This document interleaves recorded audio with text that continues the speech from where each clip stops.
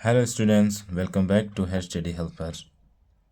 Student, आज की video में हम लोग पढ़ेंगे क्लास 9 के अध्याय 3 परमाणु एवं अणु।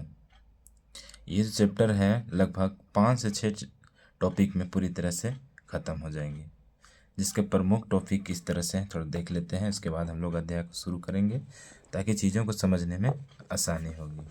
पहला जो टॉपिक है वो है परमाणु का इतिहास, जिसमें हम लोग जानेंगे कि परमाणु शब्द का प्रयोग सबसे पहले कहाँ पे किया गया था, कौन वैज्ञानिक थे जिन्होंने परमाणु शब्द की उत्पत्ति की या तो परमाणु की खोज की।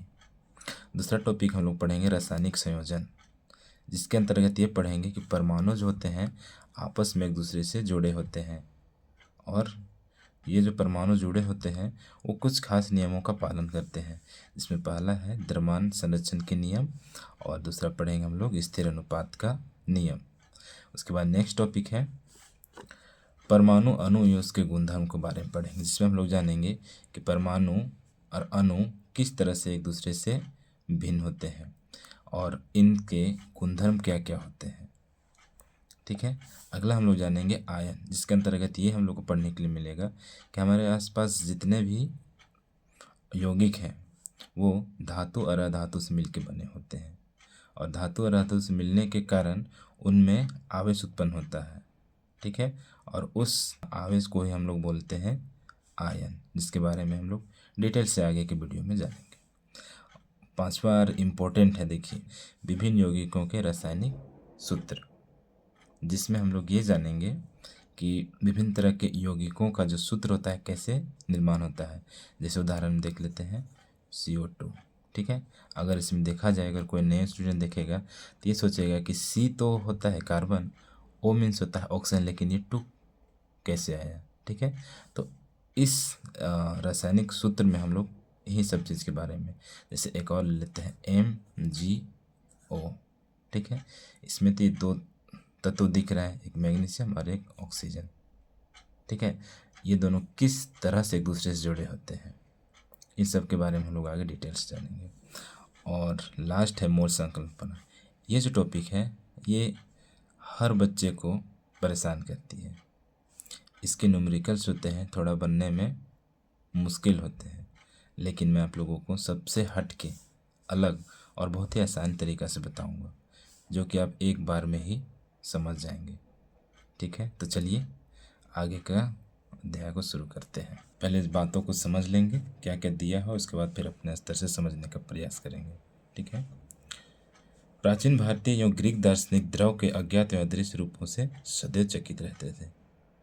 पहले के भारतीय और दार्शनिक जो थे वो हमेशा पदार्थों के अदृश्य रूपों से चकित रहते थे। उन्हें समझ में नहीं आता था कि हमारे आसपास जो पदार्थ हैं वो किस तरह से बने हुए होंगे, उन पदार्थों का सबसे छोटा रूप होगा, उसका आकार किस तरह से होगा। ठीक है। देखिए यहाँ पे थोड़ा समझिए, दार्शनिक और है द्रव। दार्शनिक का मतलब होता है पहले ज़माने के वैज्ञानिक। ठीक है। क्योंकि पहले ज़माने में आजकल के वैज्ञानिकों के जैसे अपने बातों को, अपने तथ्यों को साबित करने के ज़्यादा साधन नहीं थे। ठीक है। इसलिए उन्हें पहले के वैज्ञानिक को दार्शनिक कहते थे लोग। उसके बाद है द्रव। द्रव का मतलब होता है हमारे आसपास जो कुछ भी दिख रहा है पदार्थ, उसको बोलेंगे द्रव। एक और द्रव होता है, ठीक है, वो जो होती है वो पदार्थ की अवस्था को दर्शाता है। और हम लोग को पता है पदार्थ की 3 अवस्थाएं होती है, एक ठोस, गैस और एक द्रव। ठोस का मतलब होता है जिसकी आकार और आयतन निश्चित हो। गैस का मतलब होता है न तो इसका आकार निश्चित हो और न ही इसका आयतन। ठीक है। इसको जिस चीज़ में रख दो उसी का आकार ले लेती है, उसी का आयतन ले लेती है। उसी तरह से द्रव है, इसका आयतन तो निश्चित होता है लेकिन आकार निश्चित नहीं होता है। इसको भी हम लोग जिस चीज़ में रखेंगे उसी का आकार ले लेगी। ठीक है। लेकिन ये अपना आयतन को बनाए रखेगी। ठीक है। जैसे मान के चले हमारे पास 10 सेंटीमीटर क्यूब का एक बर्तन में पानी भरा हुआ है। ठीक है। अगर उस 10 सेंटीमीटर क्यूब के पानी को हम लोग किसी दूसरे बर्तन में भी रखेंगे तो केवल उसका आकार बदलेगा, ना कि उसका आयतन। ठीक है। यहाँ तक क्लियर है। देखिए आगे, लगभग 500 ईसा पूर्व विचार व्यक्त किया गया था। पदार्थ की विभाज्यता के मत के बारे में भारत में बहुत पहले लगभग 500 ईसा पूर्व विचार किया गया था। देखिए स्टूडेंट्स, ये जो पदार्थ के बारे में विभाज्यता का मत था, सबसे पहले हमारे भारत में ही विचार व्यक्त किया गया था। ठीक है, कि पदार्थ को अगर हम लोग विभाजित करते जाएंगे तो क्या मिलेगा, है ना। चलिए आगे। भारतीय दार्शनिक महर्षि कणाद ने प्रतिपादित किया था कि यदि हम द्रव को विभाजित करते जाएं तो हमें छोटे छोटे कण प्राप्त हो जाएंगे तथा अंत में एक सीमा आएगी जब कण को पुनः विभाजित नहीं किया जा सकेगा, अर्थात वह सूक्ष्मतम कण अविभाज्य होगा, और इस अविभाज्य सूक्ष्मतम कण को उन्होंने परमाणु कहा। देखिए, सबसे पहला अगर वैज्ञानिक कहा जाए, हालांकि इसको हम लोग वैज्ञानिक नहीं कहेंगे, क्या बोलेंगे, दार्शनिक। ठीक है, जो थे वो हमारे भारत के ही थे, जिनका नाम है कणाद, महर्षि कणाद। उन्होंने एक प्रयोग किया। सबसे पहले एक चावल के दाने लिए, उस चावल के दाने को टुकड़ा करते गए, मुंह में रखे, दांत से टुकड़ा किए, उसको निकाले छोटे टुकड़े को, फिर से छोटा कर टुकड़े को, फिर से उसको और छोटा किए, उसके बाद फिर से और छोटा किए। एक समय ऐसा स्थिति आया कि वो जो चावल का जो कण था वो एकदम से छोटा हो गया और उसको और अधिक टुकड़ना मुश्किल हो गया। तब उन्होंने उस सबसे सूक्ष्मतम कण को ही बोला परमाणु। ठीक है, मतलब परमाणु का मतलब होता है जिसको और अधिक खंडित हम लोग नहीं कर सकते। एक अन्य भारतीय दार्शनिक पकुधा कात्यायन ने इस मत को विस्तृत रूप से समझाया था। उन्होंने कहा था कि ये कण सामान्यतः संयुक्त रूप में पाए जाते हैं जो हमें द्रवों के विभिन्न रूपों को प्रदान करते हैं। देखिए, इनके बातों से हल्का सा इनका बात हटके था। ये बोले थे कि जब हम लोग किसी पदार्थ को टुकड़ेंगे तो एक समय ऐसा स्थिति आएगा कि वो अधिक नहीं टुकड़ाएगा और उसको परमाणु बोलेंगे। लेकिन पकुधा कात्यायन जो बोले थे, ये जो परमाणु होते हैं ना, वो अकेले नहीं होते बल्कि वे समूह में रहते हैं। ठीक है, समूह में रहते हैं और वो समूह मिल के किसी द्रव के विभिन्न रूपों का आकार को प्रदान करते हैं। ठीक है, उसके बाद आते हैं हमारे लगभग इसी समय ग्रीक दार्शनिक डेमोक्रिटस एवं ल्यूसिपस ने सुझाव दिया था कि यदि हम द्रव को विभाजित करते जाएं तो एक ऐसी स्थिति आएगी जब प्राप्त कण को पुनः विभाजित नहीं किया जा सकेगा। उन्होंने इस अविभाज्य कणों को परमाणु कहा था। देखिए, जो बात हमारे कणाद किए थे, सेम उसी तरह के कॉन्सेप्ट भी डेमोक्रिटस और ल्यूसिपस ने भी दिए कि एक समय ऐसा स्थिति आएगा जब कणों को और अधिक हम लोग विभाज्य नहीं कहेंगे और फिर उसको परमाणु बोलेंगे। ठीक है, तो ये इनका बात जो था वो महर्षि कणाद से मिलता जुलता था। ये सभी सुझाव दार्शनिक विचारों पर आधारित थे, दार्शनिक विचारों पर आधारित थे। इसे समझिए, दार्शनिक मतलब जिसको प्रूव करने के साधन नहीं हुआ करते थे। ठीक है, उनकी बातों को हम लोग बोलेंगे दार्शनिक। इन विचारों को वैधता सिद्ध करने के लिए 18वीं शताब्दी तक कोई अधिक प्रयोगात्मक कार्य नहीं हुए थे। 18वीं शताब्दी के अंत तक वैज्ञानिकों ने तत्वों एवं यौगिकों के बीच भेद को समझा तथा स्वाभाविक रूप से यह पता करने के इच्छुक हुए कि तत्व कैसे तथा क्यों संयोग करते हैं, जब परस्पर संयोग करते हैं तब क्या होता है। और तब आते हैं हमारे वैज्ञानिक आतवा एल लवाइजिए। ठीक है, जिन्होंने रासायनिक संयोजन के दो महत्वपूर्ण नियमों को स्थापित किया, जिसे रसायन विज्ञान को महत्वपूर्ण आदान प्रदान की। देखिए, थोड़ा सा यहाँ पे समझ लेते हैं। तत्व एवं यौगिक। तत्व का मतलब होता है ऐसे पदार्थ जो एक ही प्रकार के कणों से मिलकर बना हो। ठीक है, उसको हम लोग बोलेंगे तत्व। और यौगिक का मतलब होता है ऐसे पदार्थ जो दो या दो तत्वों से अधिक से मिलकर बना हो, और तो उसे बोलेंगे यौगिक। ठीक है, समझ में आ गया तत्व और यौगिक। देखते हैं आगे। हमारे लवाइजिए सर जो थे, उन्होंने रासायनिक संयोजन के नियम दिए, जिनका दो नियम है। पहला है द्रव्यमान संरक्षण का नियम और दूसरा है स्थिर अनुपात का नियम। इन बातों के एक एक करके हम लोग समझते हैं। चलिए, लवाजिये और जोसेफ एल प्रॉस्ट ने बहुत अधिक प्रायोगिक कार्यों के पश्चात रासायनिक संयोजन के निम्नलिखित 2 नियम प्रतिपादित किए। ठीक है, द्रव्यमान संरक्षण का नियम, जिसमें हम लोग देखेंगे कि जब रासायनिक परिवर्तन संपन्न होता है तब क्या कोई द्रव्यमान में परिवर्तन होता है। द्रव्यमान संरक्षण के नियम के अनुसार किसी रासायनिक अभिक्रिया में द्रव्यमान का न तो सृजन किया जा सकता है और न ही विनाश। मतलब किसी भी तरह का अगर कोई रासायनिक अभिक्रिया होगी और उससे कोई नया पदार्थ बनेगा तो उसके परमाणुओं का जो द्रव्यमान रहेगा वो सदा स्थिर रहेगा, ना तो परमाणु कम होगी और ना ही परमाणु बढ़ेगी, पहले भी और बाद में भी। मतलब रासायनिक अभिक्रिया से पहले भी और रासायनिक अभिक्रिया के बाद भी। ठीक है, जैसे देखते हैं उदाहरण में हम लोग, जैसे मान लीजिए हमारे पास है कार्बन और ऑक्सीजन, ये जो तत्व आपस में अभिक्रिया करेंगे तो बनेगा CO2।